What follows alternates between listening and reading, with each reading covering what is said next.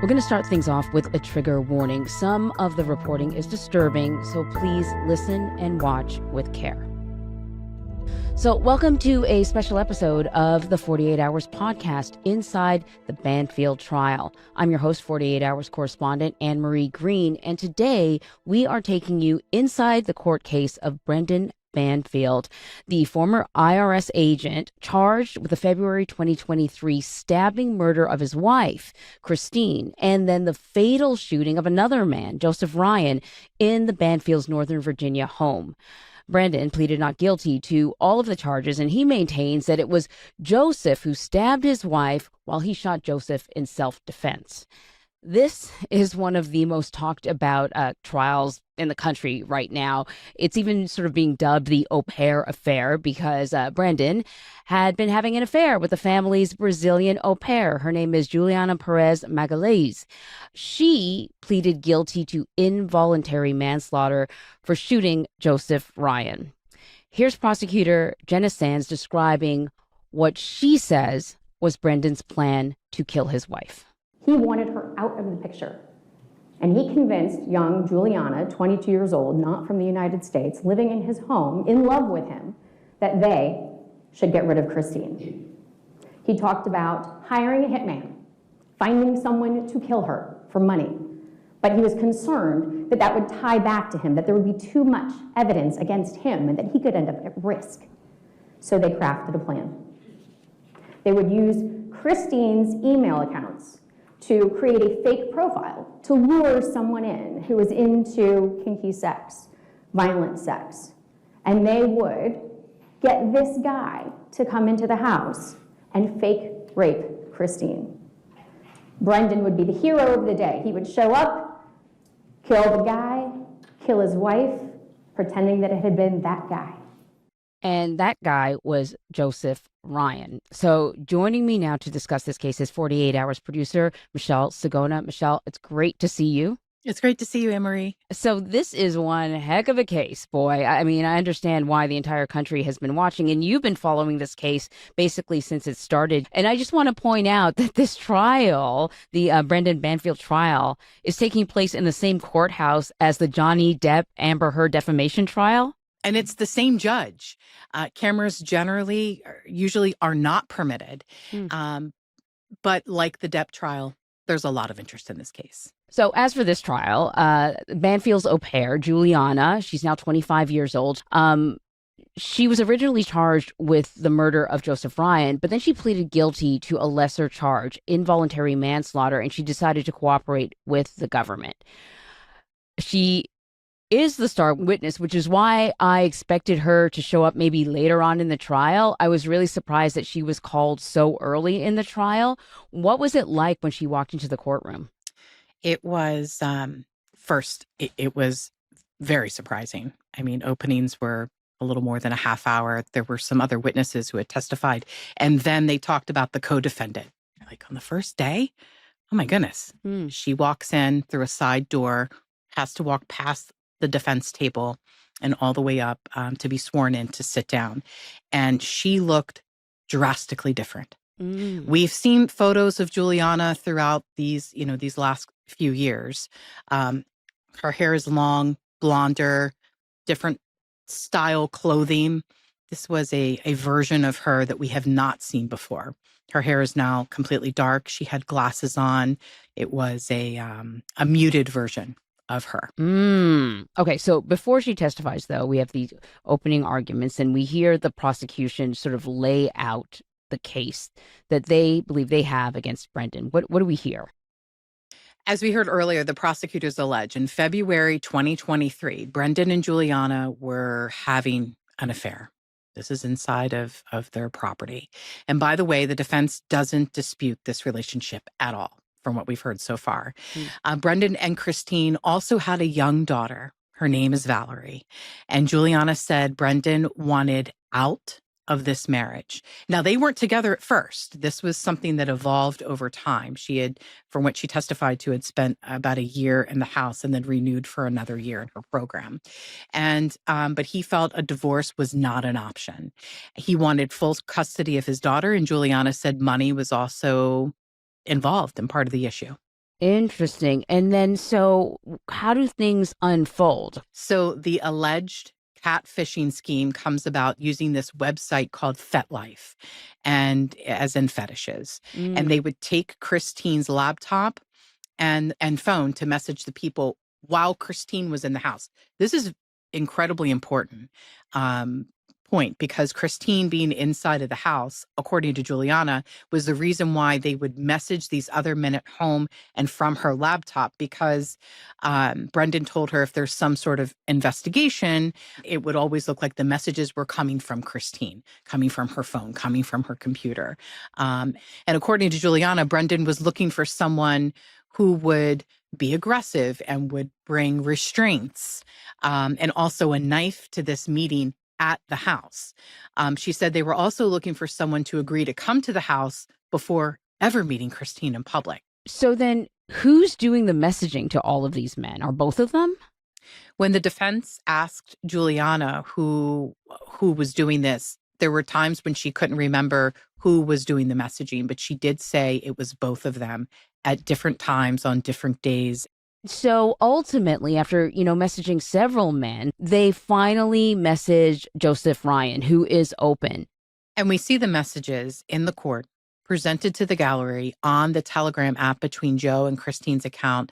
And that account used an alias as well, Anastasia. And there are exchanges between them about cuts and bruises. And Anastasia message that, quote, "Some marks are okay. I said, as long as they are covered by my clothes, I have a few days to heal up." Yeah, and this character is sort of encouraging a certain level of violence. And I don't know if she asked for a photo of the knife, but he eventually sends a photo of a knife too, right? Yes, Joe did share an image of a knife. So it's one thing to have this communication online, but this is part of a bigger plot. Can you tell us how things were supposed to unfold in the house when Joseph Ryan shows up? I still cannot get over the level of detail that went into this alleged plot, according to Juliana. And here's the prosecutor explaining how this day started. On February 24th, 2023, Brendan Banfield's birthday, the plan was put into action. Knowing that Christine had the day off, Brendan and Juliana arranged a fake outing at the zoo for Valerie. Juliana and Valerie packed a lunch, prepared for this fake outing. Christine, still in bed, asleep, at 6 a.m. Brendan takes her phone and Valerie downstairs. He chats with Joe to confirm a 7:20 arrival for the execution of the fake rape. And Brendan then disables the door lock, preventing it from automatically locking, turns off Christine's phone, and puts it in a drawer in the kitchen, where she couldn't possibly find it to call for help when she finds an intruder in her home. Brendan leaves the house, followed shortly by Juliana. Brendan drives to a nearby McDonald's. Juliana waits in the cul-de-sac. The plan to give a call out to Brendan as soon as she sees Joe. Valerie's in the back seat, and Juliana has a gun in her pocket. When Joe arrives, Juliana calls Christine's cell phone first to create a record of a fake warning, even knowing that the phone is turned off. She then calls Brendan to let him know that Joe is in the house. Brendan leaves the McDonald's, drives directly to the home, meets up with Juliana, and with Valerie in tow, they re-enter the house through the basement. Okay, so just to make it sort of clear to everyone, the plan, and it's unfolding exactly as Brendan had planned, is to have Joe come into the house. Christine has no idea what's going on. And so, she's still in bed. Juliana is supposed to be taking care of Valerie. Valerie did, from what we learned from Juliana's testimony on the stand, she remained downstairs while Brendan first went upstairs to the bedroom. A few minutes later, Juliana said she also went upstairs and told Valerie, look, stay behind. And here's Juliana on the witness stand. When I got to the bedroom, Brendan said, he yelled, police officer. And Christine's first reaction, that was the first time I heard she say anything at that point. And she yelled back at Brendan, saying, Brendan, he has a knife. And yeah, that's when Brendan first shot Joe. So Brendan shoots Joe. This is part of his plot, right? He's going to sort of come in and save her. But Christine is still alive. She is alive. And allegedly, she tells Juliana to call 911, which Juliana did, but then hangs up quickly after. Juliana claims Brendan gave her some sort of gesture to hang up the phone. She hangs up the phone. A period of time goes by. The 911 center calls the phone back, leaves a message. And so this is where the prosecution says everything sort of falls apart a little bit because Juliana wasn't supposed to call 911 until later. Juliana said Brendan then got on top of Christine and told her, Juliana, to get a towel. So she left, she came back, and that's when she saw Brendan allegedly stabbing Christine with this knife. And she testified, Juliana said she covered her ears and her eyes, and at times would look up and saw more of this stabbing taking place. Juliana says Brendan then told her to go to the safe in the closet because that was also part of his plan. But for reasons that she can't make sense of now, when she returned and saw Joe moving, she warned Brendan. And they just start telling him he's moving, he's behind you. And that's when I fired the shot too. That's when could you say that again? I fired. And when you say you fired what? A gun. The gun that was where? In my, that I had in my pocket, the handgun. Did you hit anyone? Yes. Who'd you hit? Joe. Juliana says she shot Joe, and Brendan gave her the go-ahead to call 911, this time for real. This is 15 minutes later. Privilege Town 911, where's your emergency? I need help. My friend, she just was stuck in the knife now. She's bleeding a lot. I don't know what to do anymore. Then Brendan gets on the phone. My name is Brendan Banfield. I'm a federal agent. This is my house. There's somebody here. I shot him. But he stabbed her. She's bleeding. She's got several marks on her neck. What do I do? And again, Valerie is in the basement while all of this is happening. I mean, she must be hearing it. It's hard to tell what she heard. I'm a mom to 3 young children, and I can't even imagine this child being in this house in this particular situation. And just so you know, in addition to the aggravated murder charges, Brendan Banfield was also charged with 1 count of felony child abuse and neglect and 1 count of felony child cruelty related to everything that transpired that day. And so the investigation begins and unfolds. But before police go after Brendan, they actually arrest Juliana in October of 2023. Why did they arrest her first and not Brendan? That's a great question. They may have been building this case behind the scenes against Brendan. Investigators like to take their time. They like to build their case and be able to do this just the once. That's it. That's all you get. Mm-hmm. And so by the time Juliana was arrested, she was not only living in the marital home, a place that she was supposed to be an employee, but she had moved directly into the bedroom with Brendan Banfield. You've got to be kidding me. I mean, it's hard to say how people should behave, but that certainly raises some eyebrows. That behavior is going to make people very suspicious.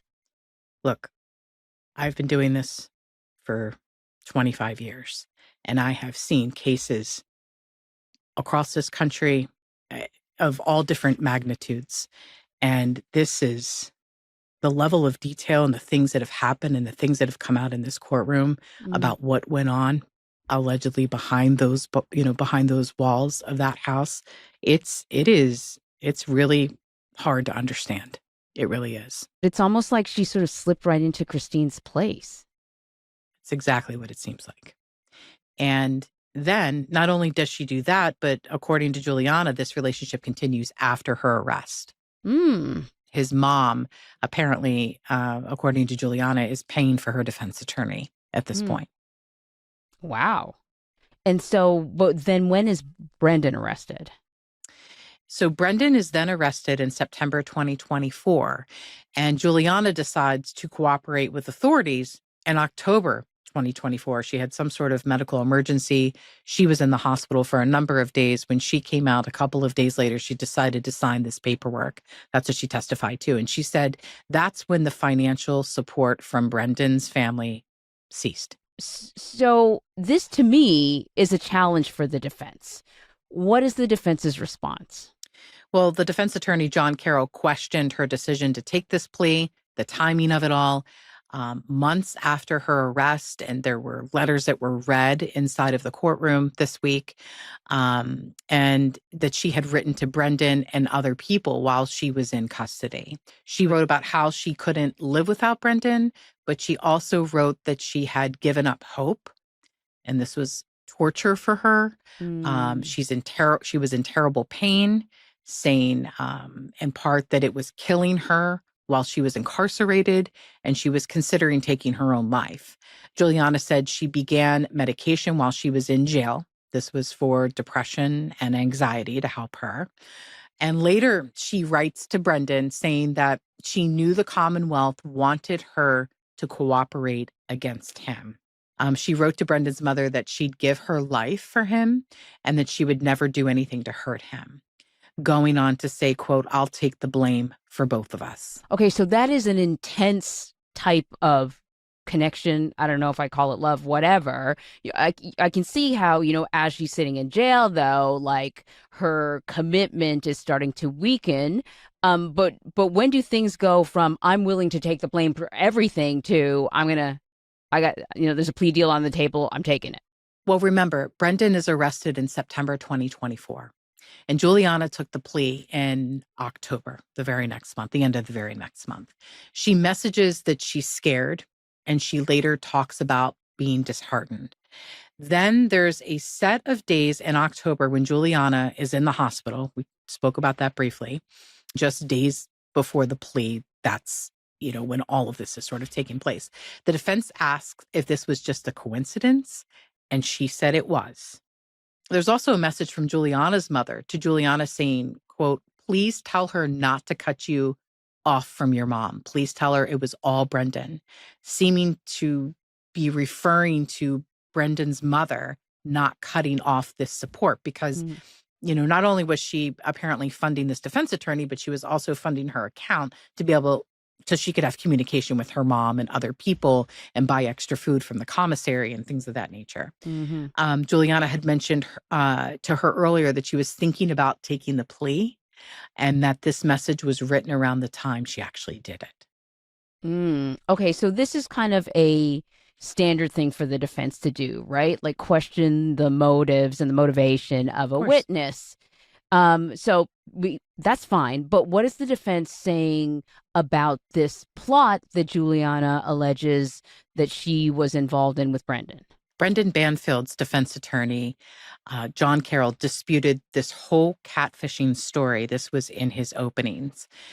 During the cross-examination, he tried to get Juliana to share exact details from setting up that account in Christine's name. But she said she wasn't able to remember a lot of the details. Oftentimes you would hear her say, "I don't know, I don't recall, I think," things like that, or I told you that before. And there was clearly tension between her and Mr. Carroll. Yeah, in fact, the defense attorney sort of asks her about that, about her sort of weak memory. I want to play some sound from that. I mean, with all due respect, you don't remember a lot of details. Yeah. And that's what's really concerning about this. Well, if you were in my shoes, you don't remember either. Your brain has a way to, a defense mechanism it's called, and it protects you from losing your mind, losing yourself. And many things our brain blocks out, and I guess everybody can relate to that at some point. Okay.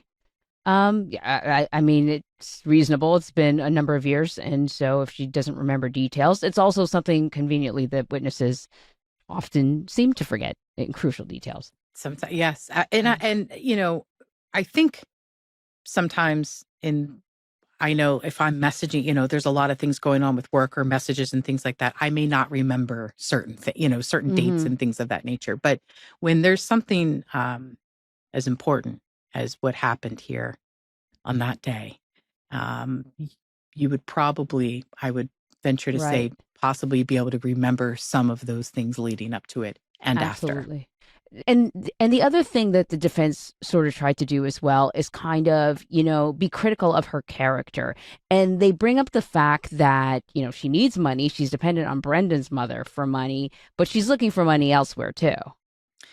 And he dissects all of her messages, but obviously pulls out the ones that are most important to what he wants to bring forward.